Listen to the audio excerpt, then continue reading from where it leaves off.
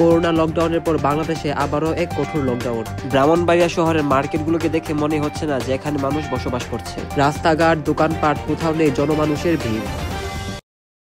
আসসালামু আলাইকুম সুপ্রিয় দর্শক মণ্ডলী, আজ 13 নভেম্বর বহুদিন পর বাংলাদেশে আবারও কঠোর লকডাউন এবং ব্রাহ্মণবাড়িয়া লকডাউনের সর্বশেষ খবর জানাতে আমি আছি রিপোর্টার জিতিন চৌধুরী ইমান।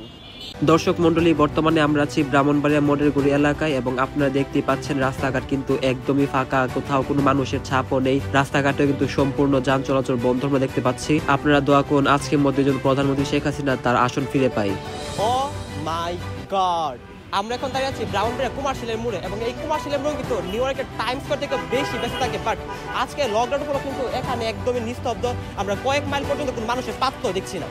রাস্তাঘাট সম্পূর্ণই ফাঁকা। জেলাটির সাধারণ মানুষ দেশ নেত্রীর কর্মসূচি সঠিকভাবে পালন করছে আমরা দেখতে পাচ্ছি। তাই আমরা চলে যাচ্ছি জেলাটির একটি সুনামধন্য শিক্ষা প্রতিষ্ঠানে দেখার জন্য যে শিক্ষার্থীরা এই লকডাউন কর্মসূচিকে কোন নজরে দেখছে। আজকে যেহেতু লকডাউন দেখতে পাচ্ছি শিক্ষা প্রতিষ্ঠানগুলো একদমই খালি, তারাও কিন্তু এই লকডাউন কঠোরভাবে পালন করছে। ক্লাসরুমগুলো কিন্তু একদমই ফাঁকা। তো এই ছিল ব্রাহ্মণবাড়িয়া থেকে সর্বশেষ খবরাখবর।